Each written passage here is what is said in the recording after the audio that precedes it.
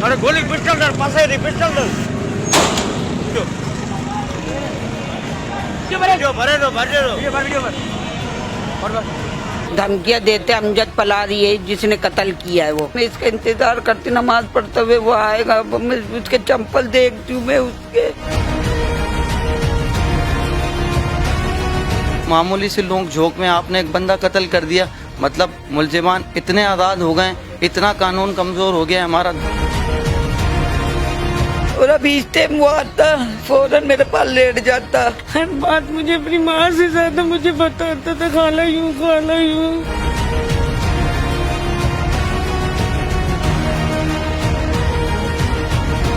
काफ़ी नाम सुना है शाहजेब चाचर साहब का। मुझे उम्मीद भी है कि शाहजेब चाचर साहब इस केस को खुद हैंडल करेंगे और इसको खुद सॉल्व करेंगे इंशाल्लाह।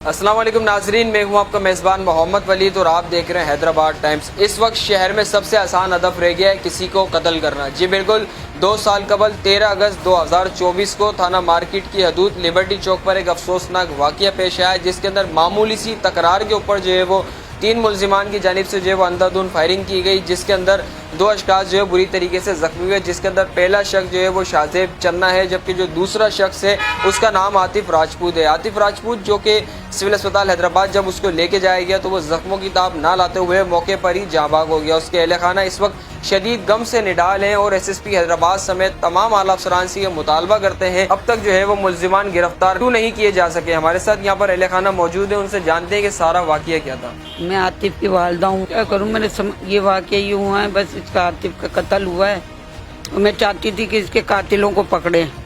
मैं 2 साल से फिर रही हूँ तो वहाँ कोर्ट कचहरी में, इस थाने पे भी गई हूँ और कोर्ट कचहरी में भी 2 साल से फिर रही हूँ, ना इसको पकड़ रहे हैं ये थाने वाले, हमारे इंसाफ हमें नहीं मिल रहा। धमकियां देते अमजद पलारी है जिसने कत्ल किया है। वो उसकी वो सब तस्वीर में है, वो उसने कत्ल किया। मैं बेवा औरत हूँ, ना मेरा शोहर है, ना मेरे माँ बाप है, ना मेरा भाई है, कोई नहीं है मेरा। मुझे जी अब इस टाइम ही है ना मेरा बेटा, इस टाइम में इसका इंतजार करती, नमाज पढ़ते हुए वो आएगा, मैं उसके चंपल देखती हूँ मैं उसके चप्पलों को मैंने रख रखा है कि उसका मेरा आतिफ का हर मगरिब के टाइम में इंतजार करती हूँ कि मेरा बेटा आएगा। और अभी इस टाइम वो आता फौरन मेरे पास लेट जाता और ऐसे लगता है बस जिंदगी मेरी खत्म हो गई है मेरे बेटे के साथ। इतने साल से हम इस तरह हमने चप्पलें हमारी घिस गई हैं। वो हमारे पीछे ही होता है, उसको पकड़ने के लिए उसको भाग भी जाता है वो कोर्ट से। ये कैसे भाग जाता मुझे समझ में ही नहीं आता, वहाँ भी नहीं पकड़ते हैं। 5 लाख की ऑफर दी थी इन्होंने इस भाई को, मुझे तो इतना पता भी नहीं था। इन्होंने बताया कि 5 लाख दे रहे हैं। मैंने कहा मैंने 10 लाख तो मैंने लगा दी और भी मेरे बेटे में लगा दूंगी, जो मेरे पास थोड़ा बहुत है मेरे माँ बाप की मिल्कियत का जो था। उससे बहुत मोहब्बत है मेरे तो बस बता नहीं सकती, मुझे इतने दिल की हर बात मुझे अपनी माँ से ज्यादा मुझे बताता था, खाला यूं खाला यूं। मुझे तो यकीन ही नहीं रहा, मैं ऐसा लग रहा था बस मेरी दुनिया ही उजड़ गई। जब मेरे आतिफ की खबर आई थी कि इंतकाल हो गया उसका, तो मुझे यकीन नहीं आया। कितनी देर में कमरे में इतनी देर बैठा भी थी कि नहीं मैं झूठ बोल रही, मैं उसको बोलते नहीं झूठ है। जमानत रद्द हो गई, फिर नहीं पकड़ रहे उनको। दोनों सुबह कोर्ट से भी हो गई है, हम यहाँ भी थाने पे भी हो गई है ना, तो जब भी नहीं पकड़ रहे उनको। क्या चक्कर, पैसे खा रहे होंगे जब भी ना। कत्ल हो गया, हमें थोड़ी देर बाद कॉल आती है कि फला फला लड़के को यहाँ ऐसे ऐसे गोली लगी, आप लोग आओ। हम जाए, मौका पे पहुँचे, उसकी बाकायदा वीडियो रिकॉर्डिंग मौजूद है। हज़ारों लोगों के दरमियान मामूली से लोग झोंक में आपने एक बंदा कत्ल कर दिया, मतलब मुलजिमान इतने आज़ाद हो गए, इतना कानून कमज़ोर हो गया हमारा। ना ही उसकी किसी से दुश्मनी थी, वो इकलौता खुद कफील था घर का कमाने वाला जनाब, वो ही घर में कमाता था। मेरी खाला का कोई करने वाला नहीं है। खुद का फील को आपने ऐसे ही मार दिया दिन दिहाड़े, ना कोई वजूहात, ना कोई पुरानी दुश्मनी। मैं अपने घर जा रहा था बाइक स्टार्ट करके, तो देखता हूँ कि सामने 4 दोस्त लड़ रहे हैं।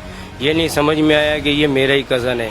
मैं देखते देखते इसके पीछे जाने लगा, ये गोली चला के भागे। मैंने इनका जो है पीछा भी किया, मैंने इनके घर तक देख के आया। मैं बंदों को पहचानता भी हूँ, सब कुछ है। मैंने FIR में भी नाम डलवाया है, FIR भी कटवाई है, सब कुछ किया है, पर पुलिस इसको गिरफ्तार करने में नाकाम है। काफी नाम सुना है शाहजेब चाचर साहब का, मुझे उम्मीद भी है कि शाहजेब चाचर साहब इस केस को खुद हैंडल करेंगे और इसको खुद सॉल्व करेंगे इंशाल्लाह। ये बेवा माँ इस वक्त इंसाफ की मुंतजिर नजर आती है और एसएसपी हैदराबाद समेत आला अफसरान से ये मुतालबा करती है कि मुल्जिमान को फौरी गिरफ्तार किया जाए।